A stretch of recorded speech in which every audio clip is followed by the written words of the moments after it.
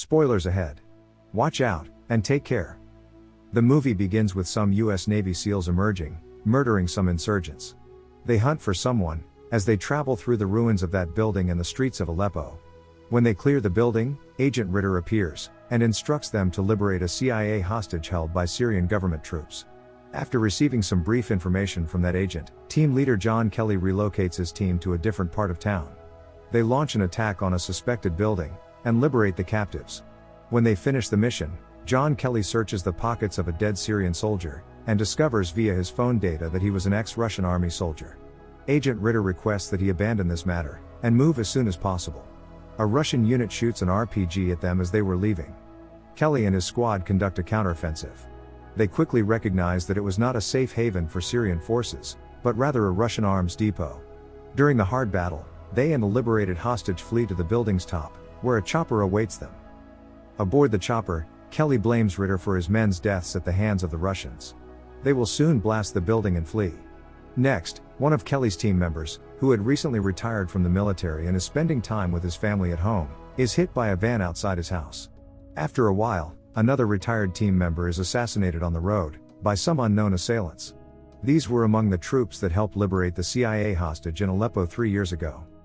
While Kelly and his wife are getting ready to sleep in their bedroom at night, he leaves her to sleep and goes to the sofa, to eat snacks and listen to music. His laptop eventually shuts down. He realizes that the power in his house has gone off. He hears footsteps approaching and a door opening, so he pulls his revolver from the drawer, and follows the footsteps. He discovers that several people have broken into his home. They murder his pregnant wife, as Kelly murders them one by one. He is ready to kill the last one, when he gets shot and wounded. As the attacker runs out of shots, he flees the house. Kelly crawls inside his bedroom to see his wife, but she is no longer alive. He is being brought to the hospital. After a while, he finally wakes up. His Navy SEAL captain, Karen Greer, pays him a visit, and informs him of the murders of his wife and 2 former SEAL comrades. She also informs him of the security measures in place for the remaining SEAL team members. He informs her that the assailants at his home were not ordinary folks or robbers, but rather experts. They went there on purpose. He requests that she do him a favor by providing him with the identities of the attackers, but she claims that she knows nothing. She advises him to rest, because the case is being investigated. Kelly finally recovers, and joins a U.S. Army Special Forces team. Meanwhile, the Secretary of Defense sets up a meeting with Agents Ritter and Greer. During the discussion, Agent Ritter informs them that the attackers are Russians. He claims they are Russian soldiers and members of the Russian Federation's FSB, or Federal Security Force. He tells the Secretary that Kelly and his crew had attacked the FSB in Aleppo a few years back, in order to release the CIA hostage. And the Russians are acting in retaliation for the strike.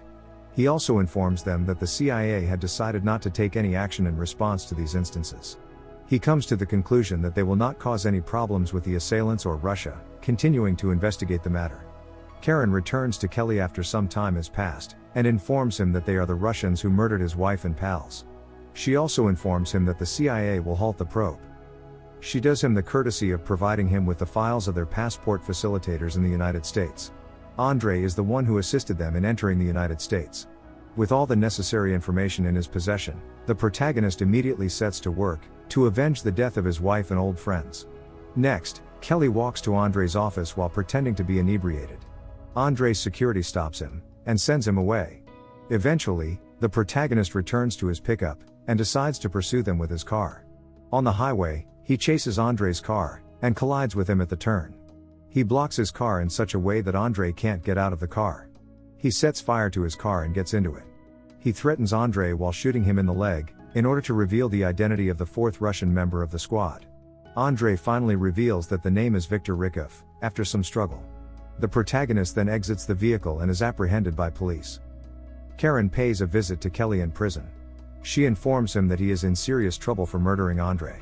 Everyone in the office is upset with his behavior, since now Russian is going to take action. However, he tells her that he is going to kill everyone implicated in his wife's murder. He also informs her that he knows something that they don't, and that if they want to know that information, they should get him released from jail. When Kelly returns to his cell, he notices some movement outside. An officer requests that he stand and face the wall, so that he can be taken out of the prison for further inquiry, but he refuses. Then 3 officers try to drag him away. He fights back and threatens to kill one of the officers. The protagonist orders them to leave the prison. Soon, a U.S. Marshal arrives in the jail and invites Kelly to accompany them. He provides Kelly a phone to talk on. He picks up the phone and begins speaking. Karen talks to him and asks to accompany the marshal. The protagonist joins them for a closed meeting at an unnamed military installation. He is requested to tell them the secret information he has, so he reveals the name Victor Rikov.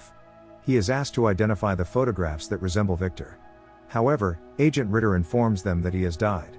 Nonetheless, Kelly recognizes him in the photographs. Later, Ritter informs them that Victor is a Russian spy, who is involved in a variety of activities in the United States. He also informs them that he was a longtime target of the CIA, but that they were unable to apprehend him. The secretary informs them that Victor is now hiding in Russia. Kelly demands that he be allowed to accompany the squad to catch him, and the secretary agrees. Following that, Lieutenant Commander Karen, Kelly, and his staff prepare to board a passenger plane bound for Russia. Agent Ritter arrives and informs them that he will meet them in Moscow. Kelly is suspicious of him, so he decides to be more cautious with Ritter. Subsequently, Karen and Kelly board a plane bound for Russia. When they approach Russian Federation territory, their plane is suddenly intercepted by the Russian Air Force. The Russians request that they land promptly at the Murmansk airport. When the pilot refuses, the Russians attack their plane's wing. The plane crashes into the Barents Sea, landing on Russian territory. Kelly and the rest of the team attempt to escape the water.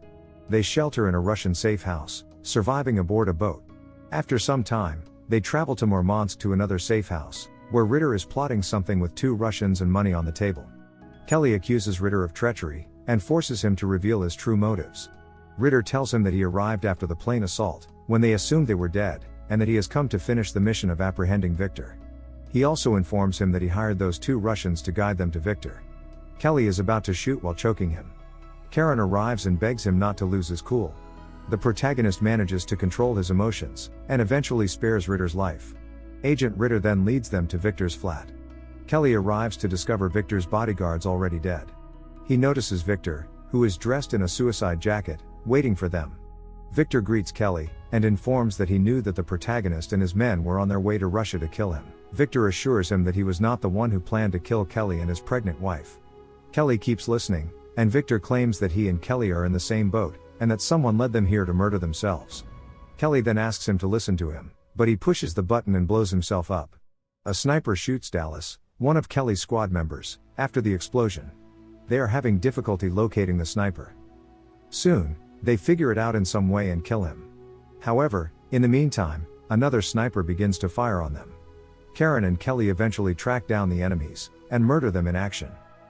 Meanwhile, Russian police and military have encircled the residential complex.